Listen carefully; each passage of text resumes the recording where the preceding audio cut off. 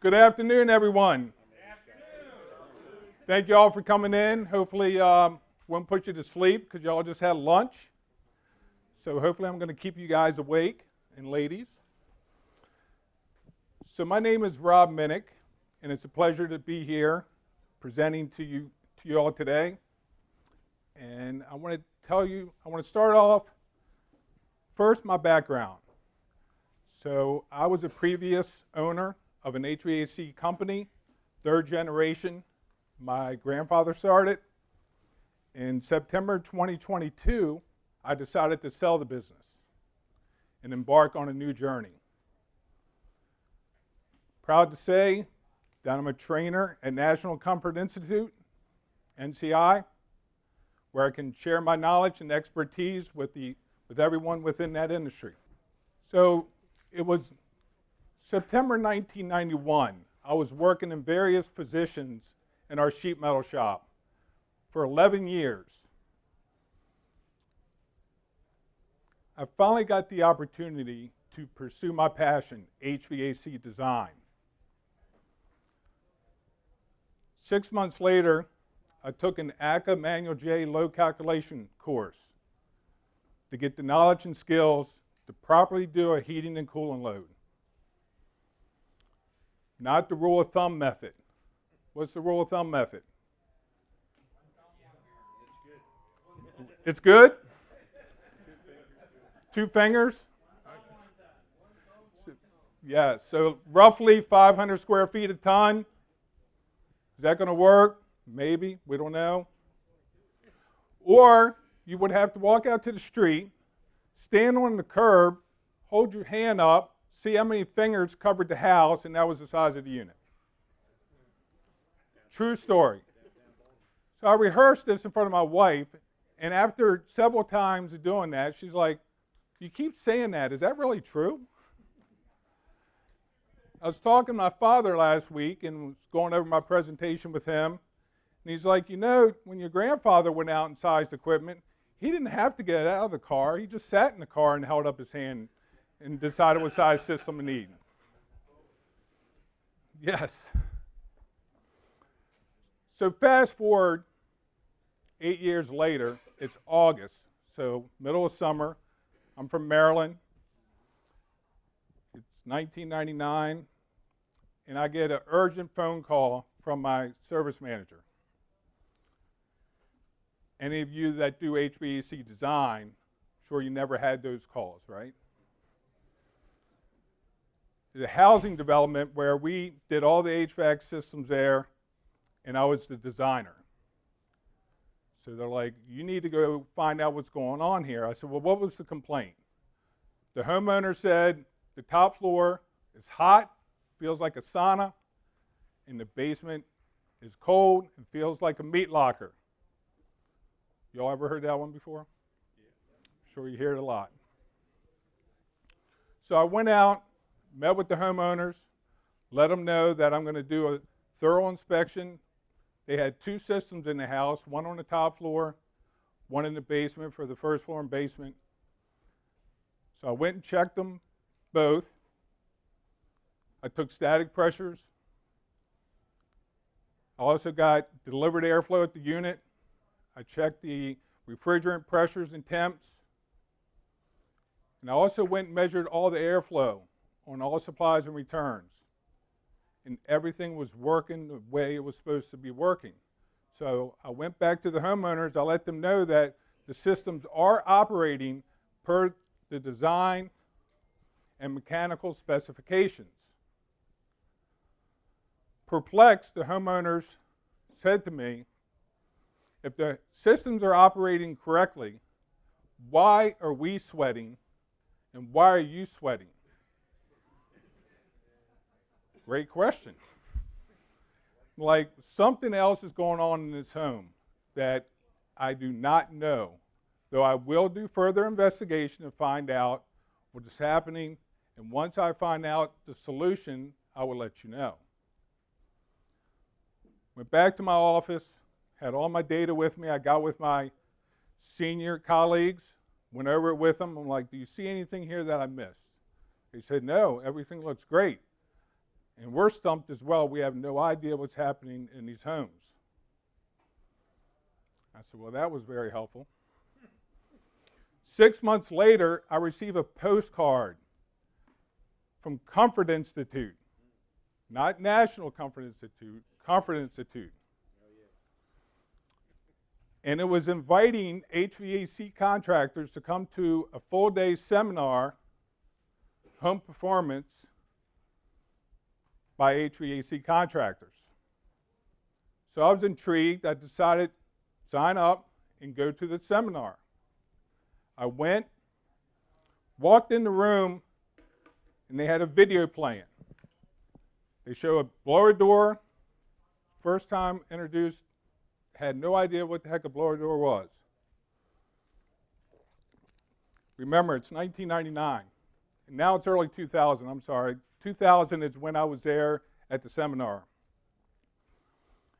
And they went around with some smoke and was showing where all these air leaks were happening in the home that could cause comfort issues.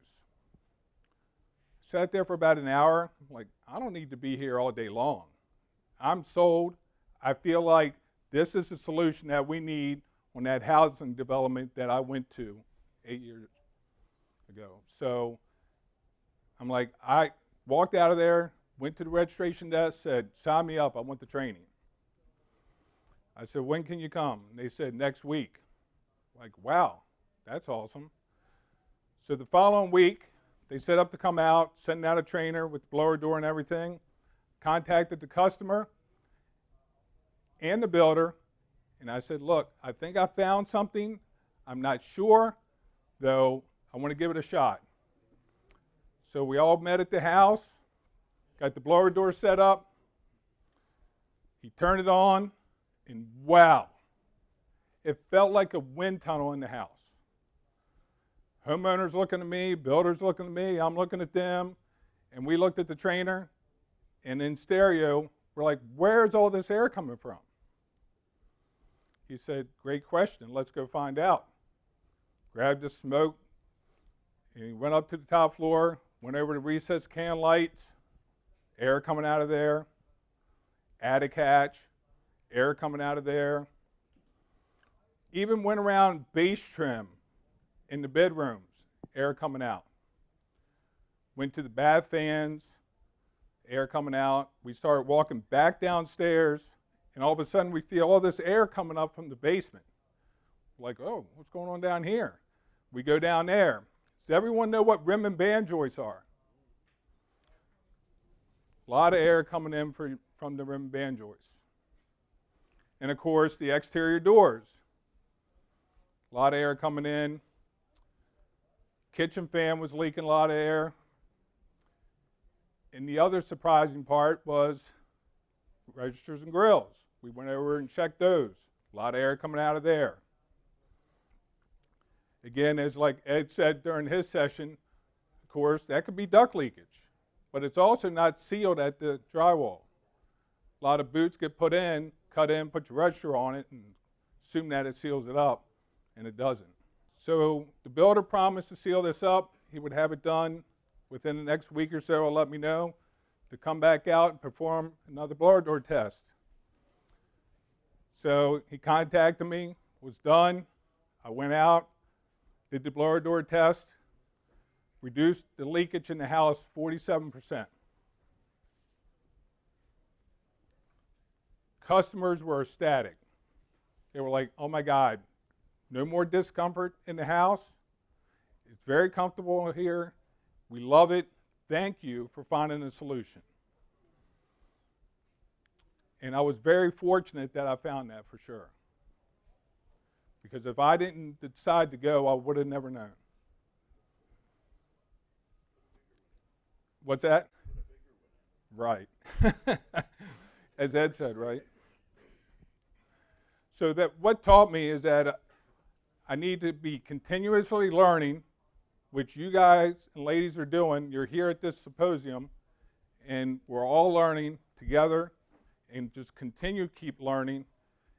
And also look at other areas, because as HVAC contractors, who gets the blame? We do. We get the blame, and a lot of times there's other things that are going on in the home. So I put this in our process, so whenever we did an HVAC design, we were doing blower door tests. And again, in 2000, so we're talking 24 years ago, I started doing blower door tests. And then got more involved in home performance.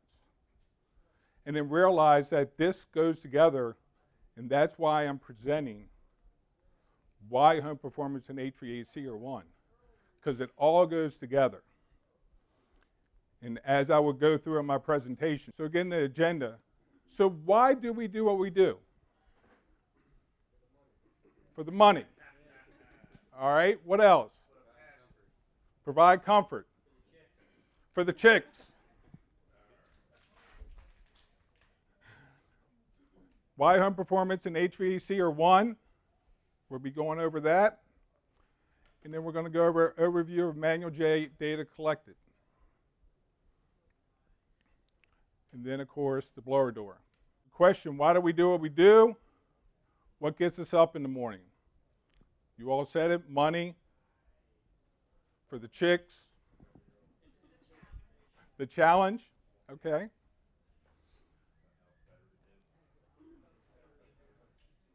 Money.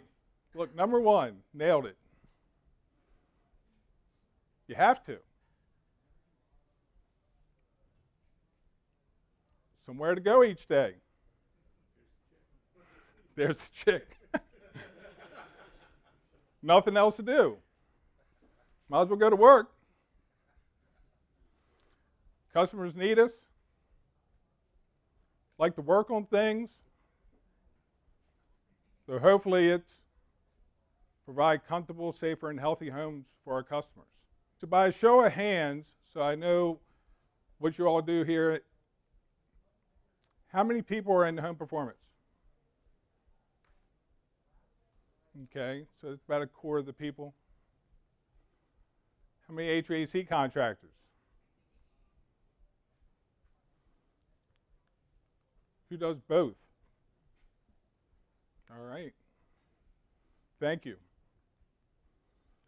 So what is home performance? So I Googled this, and this is what Google gave me as the definition of what home performance is. You home performance contractors, would you agree? Control and verification of individual interactions surrounding the home. So then I Googled, what's an HVAC contractor? Licensed and insured, specializes in installing, repairing, and maintaining HVAC systems. What else do they do? My man said it right here. They get chicks. Primary role, homes comfortable and cozy. So a few weeks ago, and I was just told who sent out this post on LinkedIn asking HVAC contractors, what do you do? How was it worded, Dave?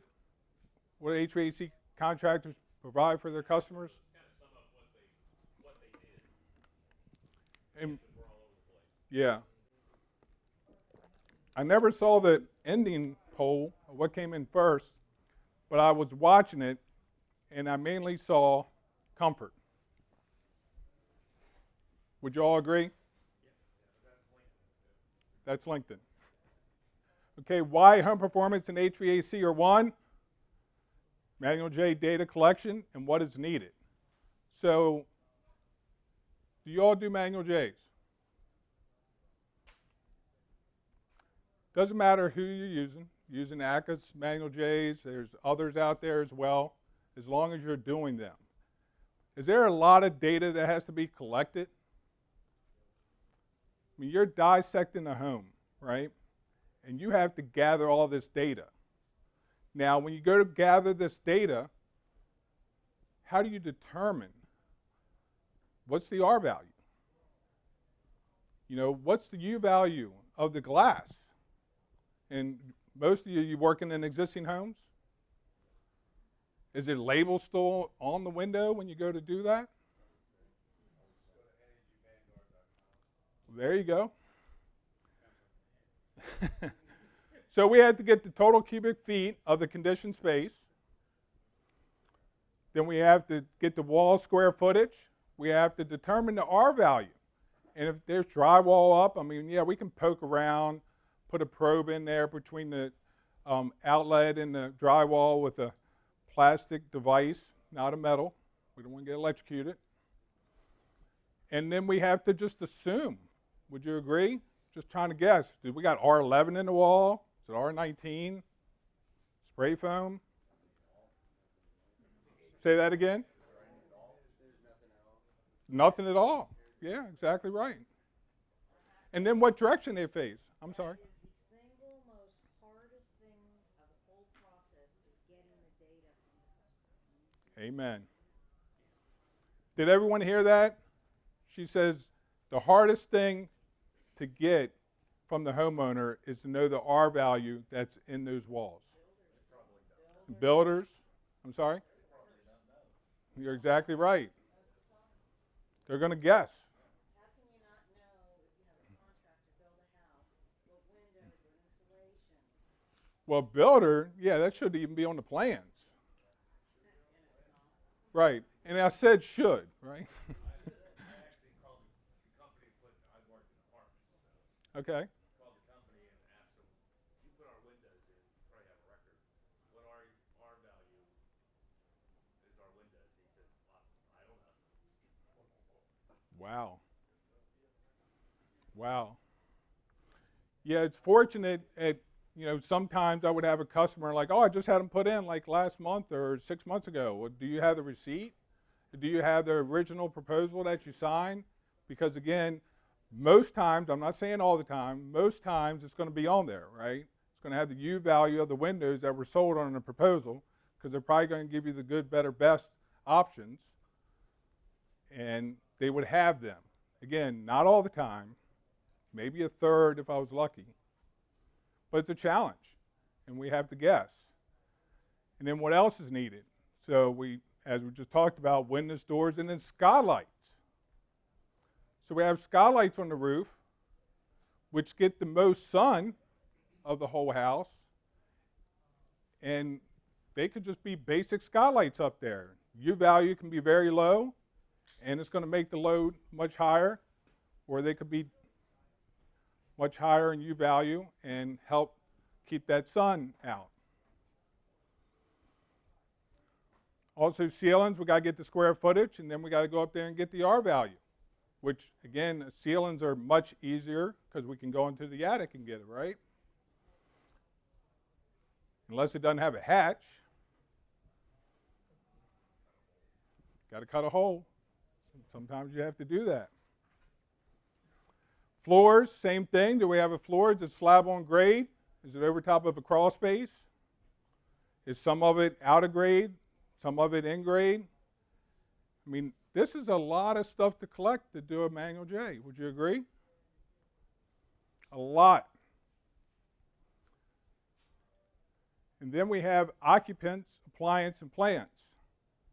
Now, Ed talked about in his last session about the appliances. So when you all count appliances, what are you accounting for when you put appliances in your manual J? Well, it's heat. It's a heat source is why we're putting it in there. But like, what are we putting in? Like something for a kitchen? All right, how about laundry room? Do you put that in? Say that again? Not yet. Not yet. Just that appliance is going to be producing heat. And then what about a home office? Has anyone ever had a customer call up and because going into COVID, they end up working from home and then took a bedroom, turned it into a home office? They got computers in there, they got printers in there, and there's a lot of heat going off there, right? What's the worst one? A theater. What gives off more heat than the TV? Okay, plasma TV, speakers. I'm looking for something else. We're getting close. Say that. bodies. The amps that power the sound give off enormous heat. Enormous heat, because they want to feel it, right?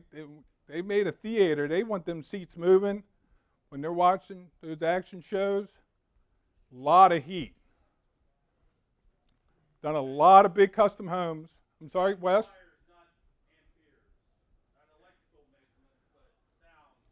Right. Yes. Sound. Amps for the sound. We used to do a lot of new construction, big custom homes, and every one of them had a theater in it. And again, we're like, this zoning came out. We're like, oh man, this is a magic bullet. We can put that unit down in the basement. We can zone the theater. We can zone the rest of the basement.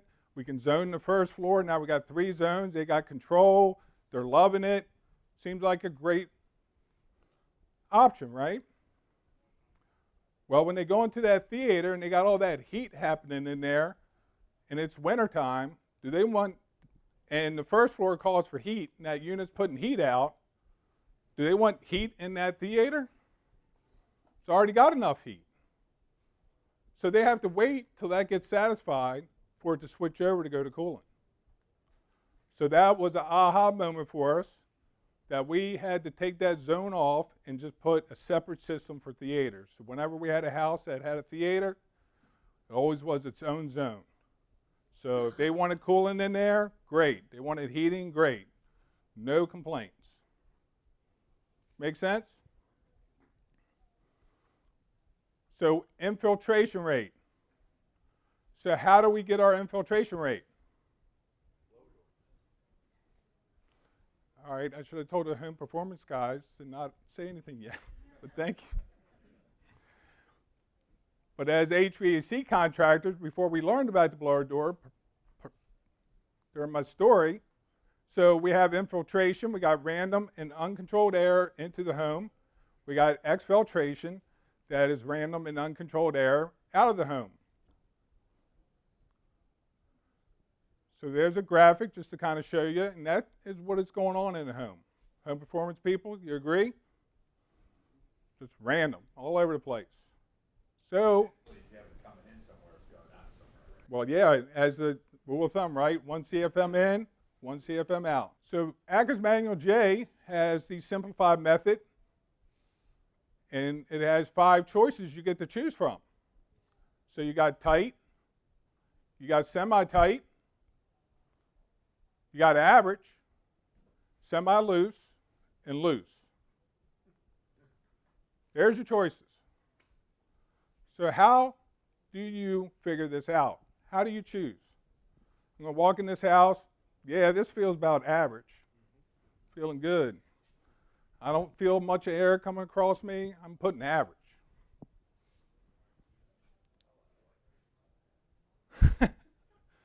My man just says he puts all 5 in a hat and he does a drawing.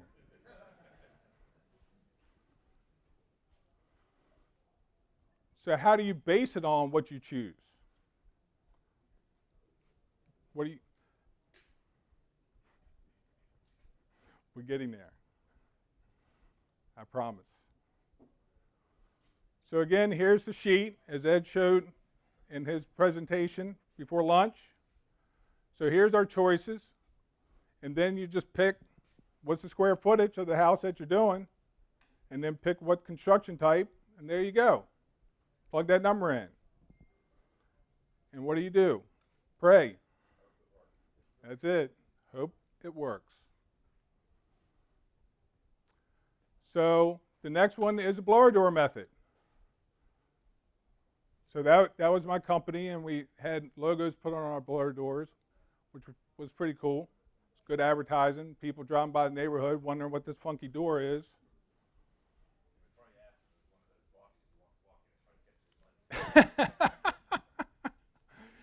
So a blower door test is a way to measure and quantify air leakage in a building.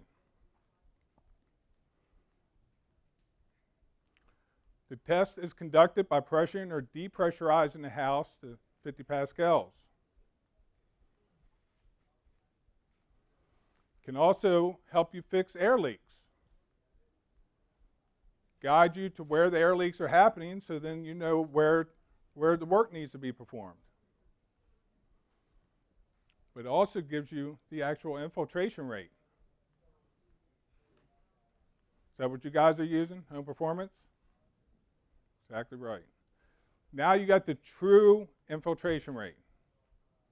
And now what you can base your load on that.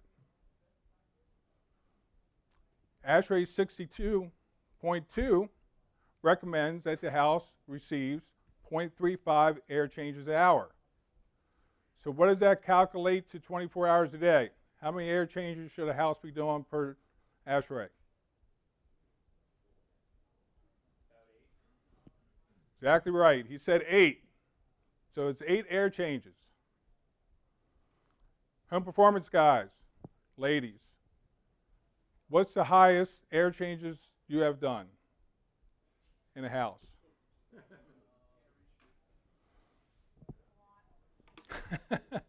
Is that number working in load calculations? A lot? 24?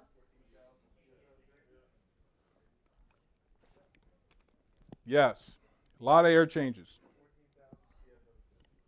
I'm from Maryland. You know what our average was? 32. And that was including DC and Northern Virginia. Average house was 32. So when you have a blower door running, sometimes you can't go around and feel where the leaks are. You have to dissect it and play Superman and get an infrared camera. Now, infrared cameras aren't cheap, though the prices have come down quite a bit. You can get ones that clip on phones. Now, they're not great, but they do work. I'm a good happy medium, you know, somewhere around $3 to $5 grand. What do you think, Stephen? About right? So what is this picture showing us here? So you said air leakage coming from the attic.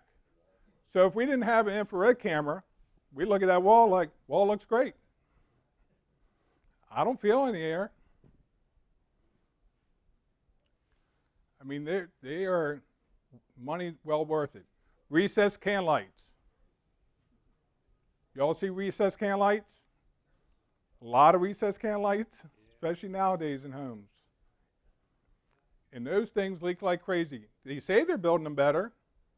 They look better, but not performing better. And a lot of that is because of the install. And then you got the drywall guy just up there hacking away. He don't care. Just get a bigger trim piece to put up there.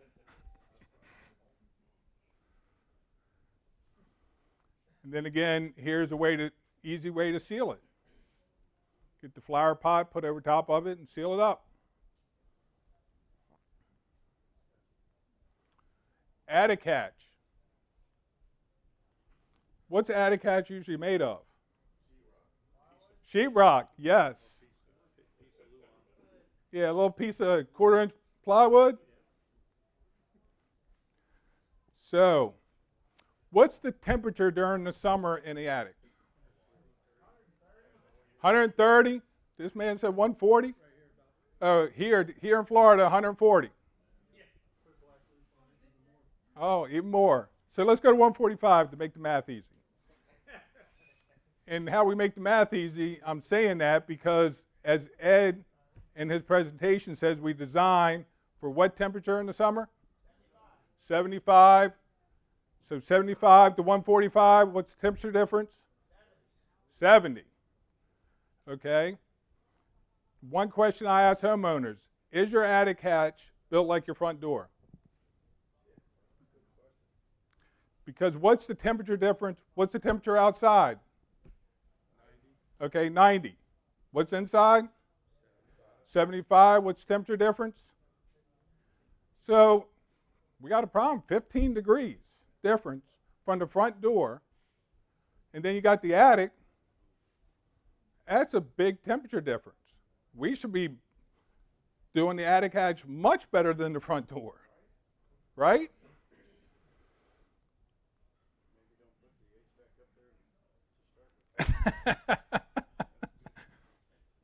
You might want to put some armor on or something. Stir in the pot. And it's an easy fix. It really is. Just get some weather stripping, and then just get some foam board to put some weight on that little piece of plywood, and then that weight pushes down and seals it up. Now, pull down's a little tougher, but they have those zippers that you unzip, and they fold back like you're unzipping a suitcase. It worked fantastic. And that's the great, with this progression of all the home performance going on, there's so many great things out there now to help us seal up the house better. So a porch roof. So at times we may have a porch roof that's tied in with our roof for the house. So when we have an outside wall, say this is our outside wall, we got insulation on it, we got an air barrier on it, then we got brick or siding or what have you. Well, then we get up to the roof part, and there's nothing. So all that air coming in from the porch is just going up in there into the attic and just causing more air leakage. And sometimes it can be a lot of air leakage, sometimes it can be little. This was the only photo I could find, but again, this is not right because it's got to be sealed. But that is what the intention is to insulate it and air seal it, or just get spray foam. Rob, would you say that's the #1 cause of pipes breaking in between floors when it gets really cold outside? Well, if it's up near, if there's plumbing pipes up there, yes. Bloom framing. Has anyone ever heard of or seen bloom framing? All right, so there's a few of you, but not many. So bloom framing, for those that haven't seen it, you usually have stud coming up, and then you got your floor, then another stud going up, and there's your attic trusses. Well, this is just studs going from the base floor all the way up to the trusses. So what do we have here? Open chaseways throughout the whole perimeter of the house. So I got invited. I got a lot of referrals from HVAC contractors because I was the only guy doing blower doors at the time. They started getting into it in the 2014, 15, so forth. But they would always refer, I don't know, you got to get Rob out here because I have no idea what the problem is. There was a row of townhouses. There was 8 townhouses in this row. The guy in the center calls me up and he's like, I got a serious problem going on here. My utility bills are over $800 a month on an interior townhouse. How many exterior walls does an interior townhouse have? 2. And it's the short 2. It's just the front that's roughly 15 feet, 20 if you're lucky. And then you got 40 feet or 30 to 40 feet going back. So you just got that little wall and a little wall in the back and high utility bills. I'm like, all right, let's see what's happening here. So I go out, set up the blower door, and we had a massive wind tunnel going on. I'm like, where is all this air coming from in this townhouse, interior townhouse? Because most of the times when I went and did an interior townhouse, it wasn't really worthwhile to do the blower door, but I need to get my number for the load. It was more for that because there's not a lot of leakage. And the leakage that's happening, remember we need 8 per ASHRAE standard, and that's about where it was at. But I'm like, what is going on here? This is really weird. So I went up, top floor, I'm like, where's your attic hatch? It goes in the master. We go in the master, open, I go up in there. The whole attic is the whole row of 8 townhouses. And I said, what is going on here? He goes, this used to be, it was going to be a street, just a bunch of commercial little stores. And he decided to sell it, and then they just turned them into townhouses. So you can go from the attic hatch to your neighbor's house? Exactly right. Yeah, I'm like, well, I would never want that. And it's like you're sleeping in bed, look up, here comes your neighbor coming in. It's like, what's happening here?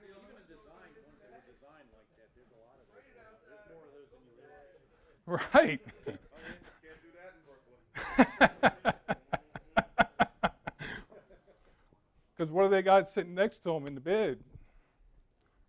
A gun. Maybe.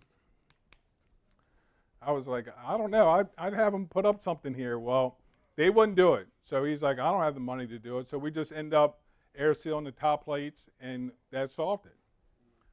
So again, without that blower door, I would have never known. Never known. So you see balloon framing, be ready. Blower doors are inexpensive now.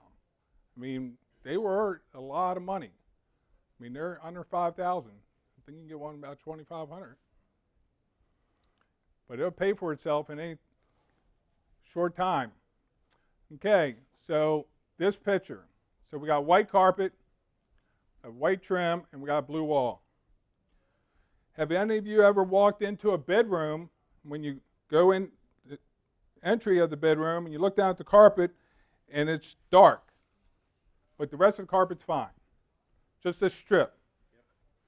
Okay, what is it? Okay, it's dirt that got collected from the air leaving to go under the undercut door to get to the return out in the hallway, right? So now at least we got some fresh air, clean air in the hallway. But dirty air in there while the child's sleeping or the parents are sleeping. When I would walk into homes and I say to customers, I'm like, what is this strip here, this dirt strip? I don't know. What is it? And I said, well, do you keep the door closed at night a lot? And they're like, yeah, that's really weird. Why are you asking me that? You've never been to my house before. Thought I was some kind of strange person that's been in their house, that I knew what was happening. Okay, so have you ever seen it around the perimeter of the bedroom? Okay, so we got the same thing happening here. Where's this air coming from? My man said the bedroom. My thinking is Attic. the door closed and you get a pressure differential because there's a jumper guy that might pull it from the other side of that. Okay, yeah, but the door's open here, so say that again? Nope. Nope. Man said crawl space. Nope. Here's our culprit. The wires.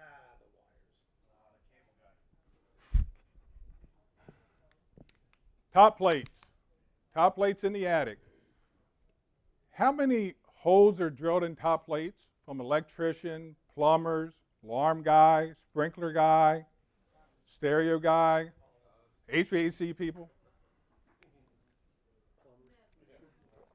Plumbers. And then wood shrinks over time. Drywall does not. So that's why we have the gaps there. And the air's just flying down there. And why is it flying down there?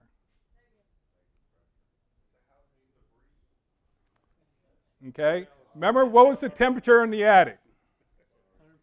145. What's the temperature in the basement? All right. Well, say you got a basement. Okay, we'll go with 65. What is hot attracted to? That hot attic air is going to find the coldest point in that house. I'm sure none of you ever been in the basement and seen dehumidifiers standing there. Or maybe several of them. Because all that hot air is doing everything it can to get to the coldest point. And that's the basement. Especially when it's below grade.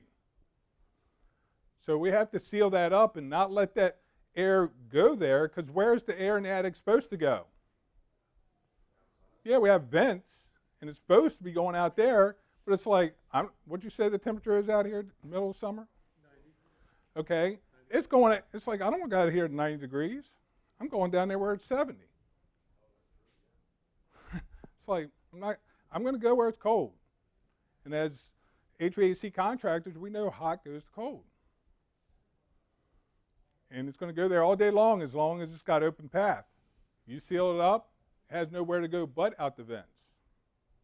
You get that attic hatch sealed up. Okay, knee walls. Any of you seen knee walls?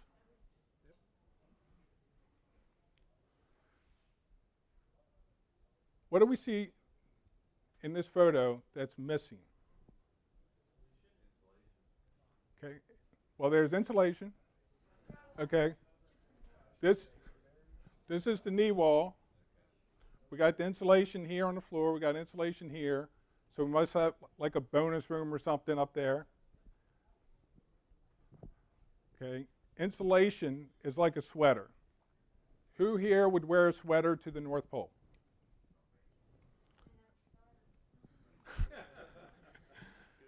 Okay. Now you want, what are you going to wear to the North Pole? A nice windbreaker that's got sweater material inside of it, and that's all sealed up, right? Same scenario. We want it sealed up because right now, air is just going through that insulation because it's just like a sweater. And it's just flying through there, and that's why it's dirty. It's not dirty, it's because no one's in there. Where's the dirt coming from? Just like the carpet. It's going right through there. So we have a couple different ways to handle knee walls. So we got our knee wall here. So we got our insulation and barrier here in the exterior wall. And then we have insulation coming up underneath the roof. It's called encapsulation. Go across the attic. Or we can do like that over there, come over, come across the floor, go up the knee wall, come back up. If we put insulation in this floor, we have to put a barrier here because that air is going to come through here and just make that floor nice and hot and or cold, and the ceiling below as well. So to me, this is the better way to do it, because if you have to put it in a barrier, maybe a piece of spray foam, and have to seal it up, you're going to have to do that in between every joist. Is that going to be labor intensive? And someone is not going to like it. And it's not going to be fun. And hopefully that person doesn't walk off the job halfway done. Because that is just tedious, mundane, worst job ever. You love doing that? Just going in there, putting those little pieces in? All right. Wait till you see his photos. Yes, all day long. I'll do spray foam all day long. So again, there's the missing vapor barriers. So if we don't have those vapor air barriers going on, air's just going to keep moving through there. And then people are wondering why their floor is hot or cold. Can't even spend time up there because it's so cold. Walls are cold. And then, again, a better picture of insulation when air is going through it. So rim and band joists. So have any of you have had any complaints where the homeowner says, man, first thing in the morning, I get up, I go down, I got to have my coffee. Go down there, and as soon as I walk into the kitchen, that floor is freezing. You ever had that? Anybody? Why is the floor cold? You've got vents in there. You're heating the kitchen. Where air's coming in that rim and band joist and making that plywood above cold. Okay, how about sweaty ducts? Every house, sweaty ducts. So how do we fix it? How do we fix sweaty ducts? Okay, sweaty ducts in the basement. So you got ducts in the basement. What's making them sweat? Dew point. Dew point. So where's the air coming from? Right through the rim and band joist. Comes in there and it's like, where's the coldest point? Well, there's the ductwork. I'm going right to it. And I'm going to make the floor cold. So I'm really going to mess you up. All you have to do is air seal those rim and band joists with some spray foam. And if you do this, do me a favor. Anyone ever heard of Great Stuff? Has anyone used Great Stuff? What? Foam. Great Stuff? Did it work? Right, not really. It's meant for really small holes. You know, like if you put a water line out, a little hose bib, and you want to just caulk up that little bit, or electrical wire that ran out, that's all it's great for. I did it. I had HVAC contractor call me up because I was in an ACCA, was part of the group, and I was always preaching to all the HVAC guys, you got to get into home performance. You don't have to do home performance because there's a lot of home performance contractors out there that'll be more than willing to work with you. So don't think that you have to do home performance. Just be aware of it and partner up with home performance contractors, because then you're building great relationships. Can we all just get along? So,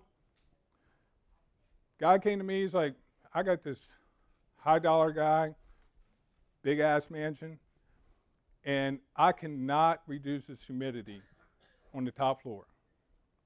And the top floor, I don't know, it was 10,000 plus square feet, just the top floor alone. The master suite was half of that, 5,000 square feet for the master suite. So that was the bedroom, the sitting room, his bath, his walk-in closet, her bath, her walk-in closet. And he went and bought like every humidity gadget he could buy. From the cheap one to expensive ones. And he's just reading them all day long. He's like, can't get below 70% up here. Can't sleep, it's horrible. And I got this multi-million-dollar house, and I should not have to live this way. And of course, what the contractor do? Bigger unit. He put a dehumidifier on the system. That didn't work. He put another dehumidifier on the system. That didn't work. He had 4 dehumidifiers on the system. And I said, stop putting Band-Aids on the system. Why didn't you call me in here sooner? He's like, so I thought I had it. This one's going to solve it. This one's going to solve it. Just one more. Yeah, one more. One more. I'm like, I'm sure they loved you for buying all their products. But he's like, can you come do a blower door test on this suite? And I says, well, does it have an outside door in this suite? Well, of course it does. Master bath had a door, went out on this balcony and everything. I'm like, awesome. I'm like, okay, now do we have a door that can close off that master suite from the rest of the house so I can just run a blower door on the master suite and get a number? Now, the attic was wide open, and I was aware of that. But again, as long as I got a base number, something to start with, and kind of just go around and find out where all this air leakage is coming from, is really all I needed. So they got everything set up, and I said, when I'm getting ready to turn the blower door on, I saw a cabinet in your master bedroom, all glass, and I'm afraid that those doors might come flying open. And I do not want to buy those doors because I'm sure they're not cheap. Can someone go in there and hold them or watch them or what have you, make sure nothing happens? So we had the builder there, the superintendent there, the other HVAC contractor there, the homeowner, myself. So we had enough hands for people to go do something. So I turned the blower door on. I turned it up to, I went to 25 first to see what was happening. Everything seemed to be okay. I ramped it back up to 50. And I was like, all right, I feel a lot of air. Let's go find out what's going on. We walk in his master closet. The whole floor looked like someone came in and just blew in insulation. It was about 2 foot deep in there. I'm like, where did all this come from? Yes. And I was only right next door in the master bath with the blower door. And yeah. I'm just, where did all this come from? And the builder, I'm asking him, like, it's got this nice COVID ceiling and, all this wood, built-in cabinets. And I'm just like, there's something open in here for all this to happen. It's just, it doesn't happen. I mean, this happened in like 10, 15 minutes. No, but that's a good one because of course those are always a problem too. So he's like, I don't know. And I'm just like, all right, give me a ladder. Let me get up here and see what's going on in this ceiling. So I got up there, had this nice trim. Well, it was an opening between where it curved to where the trim was, about a foot. And it was connected to the chaseway for the panic door to go in. So it was this like, foot and a half chase, like 40 feet long, wide open to the attic. And all the insulations just come flying down there, and it came into that closet. I'm like, well, I guess I'm packing up. I'm out. And homeowners, just chewing the HVAC guy out, the builder. And, I was just like, I don't need to be in this mess. Let me get out of here as quick as I can. No, I got paid first up front. Yes. So I'm like, do whatever you got to do to fix it, and just call me when you're ready. And they said, okay, no problem. So it was like a month later, they called me to come back out. They're ready. Sealed up, everything's great. I get there, he's like, man, that was a lot of work. And I said, well, why didn't you call my insulator? He could have came in here and knocked this out in a day or two. And he could have spray foamed all the ductwork up there because none of that was insulated. No, I got it. I got this. That's great.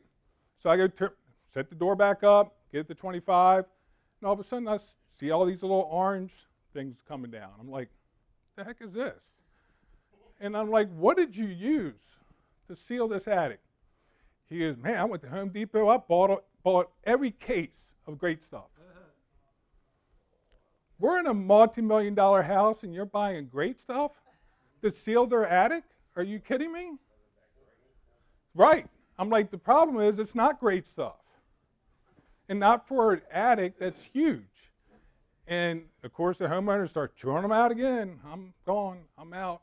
I'm like, here's my contractor's name and number. Give them a call. And the homeowner ended up calling them and had them come in and fix it, and we got it right. But great stuff. I couldn't believe it. He goes, I had to travel all over Virginia, Maryland. I had to go to Pennsylvania because I was just buying all the cases. I think he bought like freaking 80, 90 cases of great stuff. Yeah. He goes, man, I was just up there. And he goes, I think I wore more than I put down. I said, you're exactly right. You're going to wear more than you're putting down. No, it doesn't. And that's why you're wearing more of it than you're applying.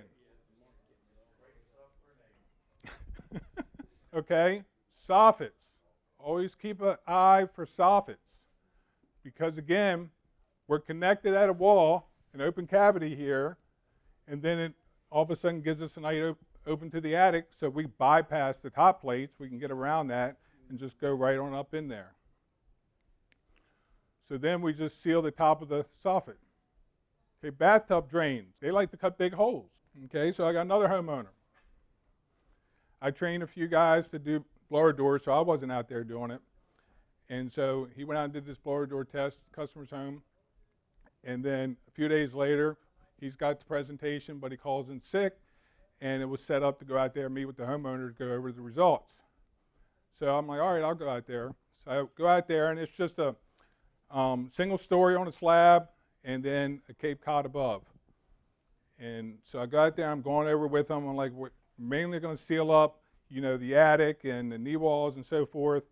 And that's pretty much all we need to do because there was no basement and slab on grade. He's like, is this going to solve all that air that I felt when the blower door was running, when I was standing underneath that chaseway? I said, I don't know. Let's go check because I've never been here before. And so there's a mechanical room on the first floor. Takes me in the mechanical room, and the unit is sitting over there against the exterior wall. So I walk over there because there's a flue and a return duct going up a chase. I go over there, and I'm looking up the chase. He's standing over there. He's like, it's not over there. It's over here. So I'm like, okay, go over. And he's standing right underneath that. He's like, there's just massive air coming down on top of my head when he had that blower door running. Where's all that air coming from? Attic, knee wall. Because when they have tubs, of course, they just got a platform and the tub sitting there, and just like the soffits, it's connected to the walls, and it's just coming down those walls and coming underneath the toilet and right through that opening, flying down. Yes, sir?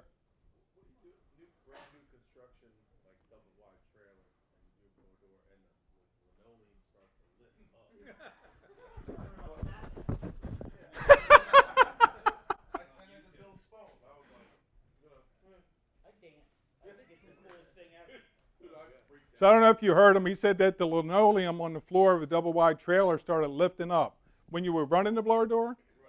Yeah. Okay.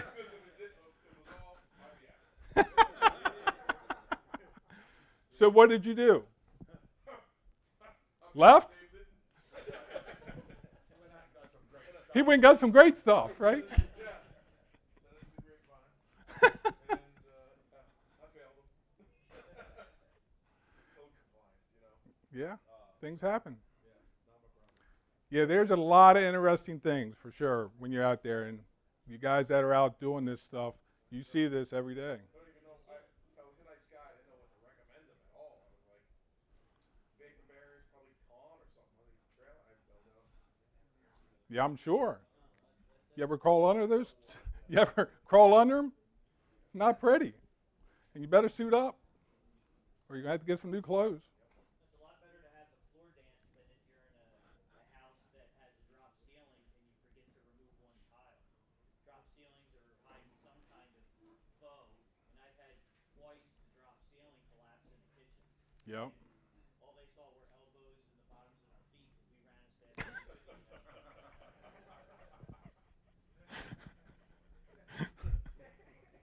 Yeah, drop ceilings. Yeah, any of you guys running blower doors that aren't doing it yet, you see a drop ceiling, you need to be popping some tiles because it's got to relieve that pressure. That whole ceiling's coming down, and it's not going to be a fun day. You're going to be like Ed. You're going to see nothing but heels and elbows. So again, when you're looking around the house, you might find things like this. Now, I have no idea why they got a water valve shut off and a floor there. And I don't know, I guess ran out of saw blades. Right. And of course, you know, where's that leading to? The unknown. Okay, crawl space. So, do many of you guys work in homes that have crawl spaces? So we got 2, 3, 4. Okay, all right, we have more now. Yes. Right. Okay, so is this good to have our ducts running through the crawl space like this? Okay, how about the floor? No insulation.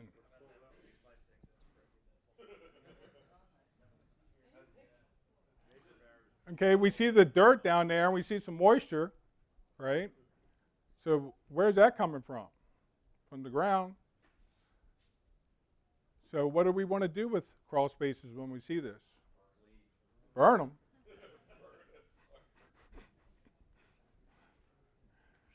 We're going to encapsulate. Yeah. And you have to come up the sides, roughly about 1 foot, and make sure it's sealed all the way across. Because if you have any barriers, that water's coming up. Now, it's going to take a long time to do any damage, but it's coming. But you just got to make it sure it's sealed 100%. Now you get a dehumidifier and put down here. And then I do the same in attics. When I encapsulate attics, I put dehumidifiers up there. I have one in my own house. Yes, sir. I got a question. Ed. It's kind of unfair, so. All right, then you can't ask. I live in an area where my market is similar to yours. So you guys are subject to tidal flooding. Mm-hmm. Encapsulating an attic and putting a dehum down there. If you No, this crawl space. You said attic. Oh, yes, that's what I meant. So you Okay. obviously you figured it out. Do you? All right. So if there's potential for tidal flooding, do you drop back tenant punt, or do you install it with some mechanism in place to handle it? No, you don't. You spray foam the underside of the floor with 2 inches of foam, and then spray all the floor joists so no moisture is bleeding into the house. All the floor's covered, so mold can't grow on the structure. You're still leaving a ventilated crawl space because of flooding, but that's where the airflow is coming from. No, thank you. Very good. So just for the people that are online, the gentleman said instead of encapsulating like this picture, we're just going to move the encapsulation up here. And then we're going to just take care of the floor here and then leave this vented. But we have to put it enough, the correct vents, because the vents that they put in crawl spaces, is that enough venting for crawl spaces? Has anyone ever measured those little slots that are in the vents of crawl spaces? So do you need to now open that up now since you're straight? Yeah, you got to put in the proper ventilation per the square footage. Per 150 square foot is a certain amount of free area that has to be vented for that crawl space. And those little vents that they're putting those vents in, not even close. You know what the best way to do it? You know the attic hatch door? Yeah. Just pull that off. Just check it. Yep. You know, use it for a surfboard. Put a screen on that. You got raccoons. Well, yeah. Well, he's got a screen on it.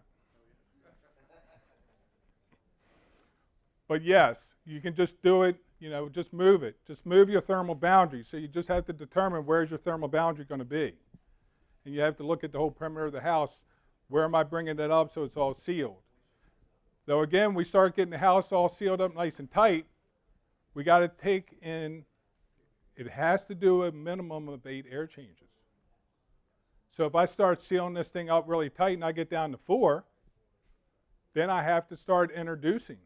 And how do we do that? And if you went to Allison Bale's session right before Ed's, he talked about it. So we would put on in an HRV or an ERV depending on the location of the home. Where are we at? Because we got to bring that air in. If not, now we're causing more harm than good. So how did I get Manual J data before home performance? I did a site visit, or sometimes I got a house plan, was able to assess that. I measured, and then I had to assume. I would think that everyone knows what assume means, right? It's not good. So now with home performance, we do a site visit, perform a home performance audit. I would measure, then I would test and verify. 15 minutes? Yes, sir. Peter? Are you getting paid for that assessment? Yes.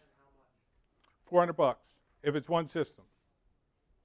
In our area, we had the rebate program, and the utilities would pay us to go out and do audits. If they had more than one system, then I could charge whatever I wanted because the utility was out of that. So whatever I wanted to charge, which more or less, you know, I gave a discount. So every additional system I did $295 because if they got more systems, they're probably going to have more problems. So what was your cost? My cost to do it, just to do the audit itself, $150, $200, depending where they had to go. No. Well, when he's talking about cost, I mean, we're talking about, okay, how much an hour or piecework you're going to pay someone to go out and do the audit. Yeah, that's just a bare cost. No margin on it. You're not including any kind of a report as part of that. Oh, yeah. For $150? No, that was $400. No, but I'm saying your cost. Yes. Includes the site visit Right. and the time and rolling the truck. Well, while he was there, he could be doing the audit on an iPad. He could be entering in that data on the report. If it was more than one system, then that's when it got bigger. And that's why we had to charge more.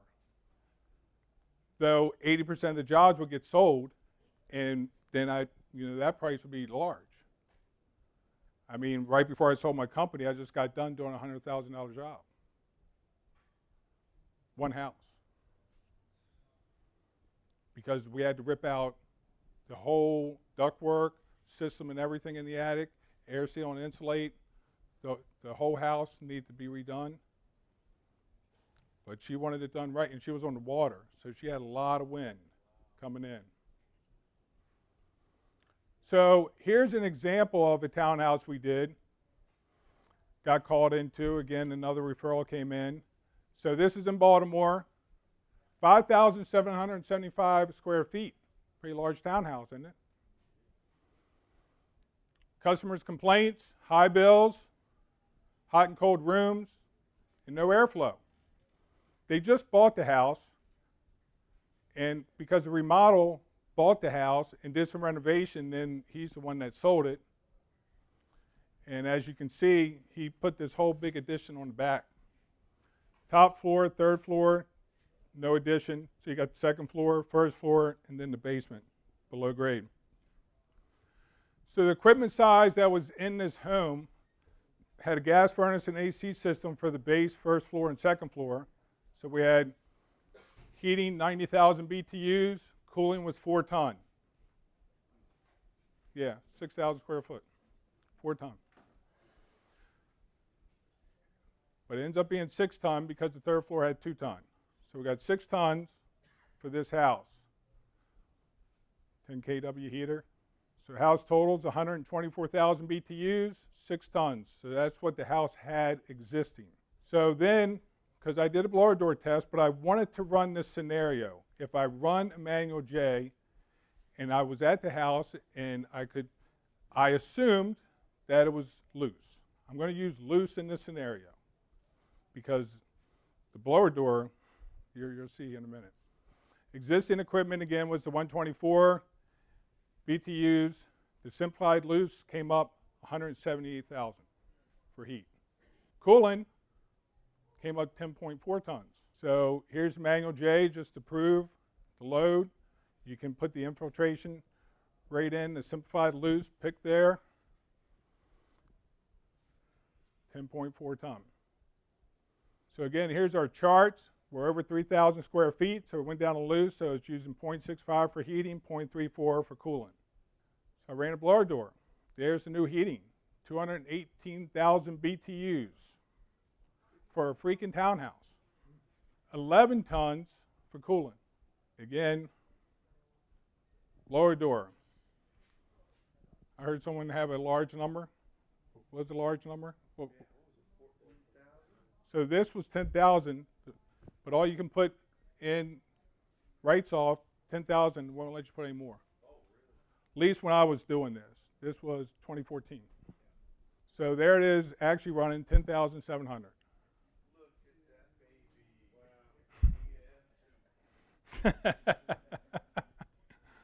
So they had a crawl space in the back.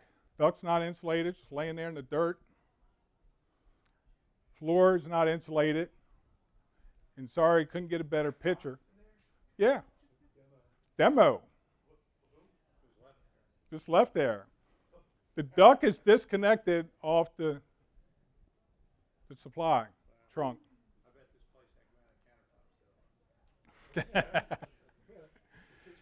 It ran over to the floor boot. It was disconnected from the floor boot. Remember customer's complaint? No airflow. And it was their first floor office in the back. No airflow. Who's they? Well, what homeowner's going in the crawl space? Where all the airflow is. Who has homeowners going in the crawl space? I think I had one.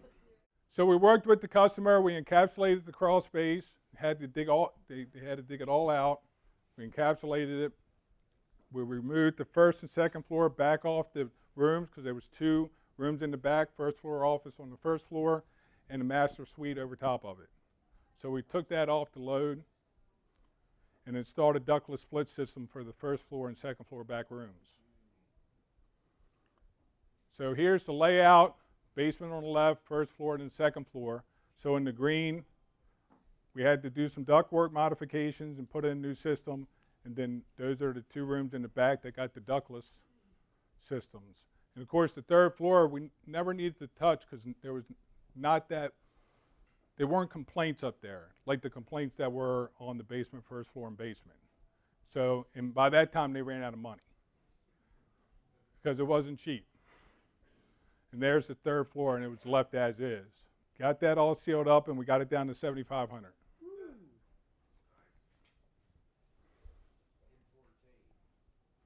In 2014. So blower door 7,500, heat and load dropped to 165, cooling 9 tons versus 11, and over 200,000 BTUs heating.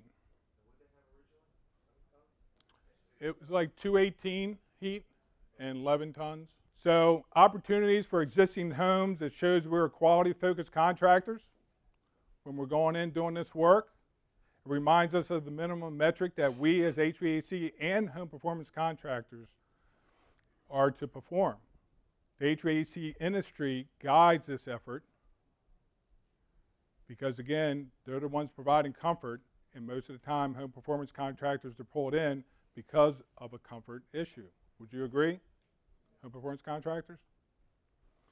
Customer education, reduce utility costs and grid usage, affiliating with local and national training organizations. So again, those are opportunities.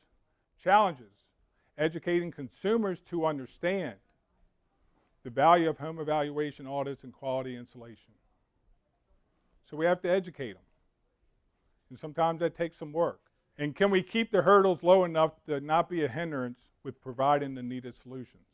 I think part of this too is what, if anybody's ever seen the people wearing the buttons, Better HVAC, and that's part of all of this as well. Attending local and national trainings for those that want to learn the skills, manual J load calculation, is why I believe home performance and HVAC are one. If you don't measure, you're just guessing. Are you down here locally, or? Can be. I'm from Maryland, but travel, NCI, we travel all over the United States and do training. Be happy to help. I mean, that's what we're all about, is helping contractors and home performance contractors, really understand this and perform, and to help you guys get out there and do great jobs and do great work, because we know you guys can do it. But if you're not taught, how are you supposed to know? And you start making some mistakes, and that ends up costing a lot of money. I mean, made plenty of mistakes, had to go through the learning curve. I mean, back then, 2000, what kind of training was going on for home performance? People didn't hear home performance. So I was searching, doing all kinds of stuff, doing what I could to find out what was happening.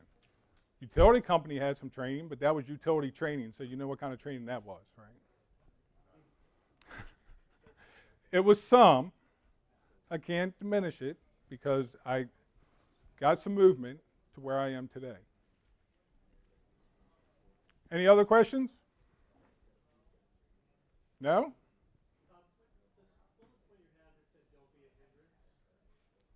Don't be a hindrance.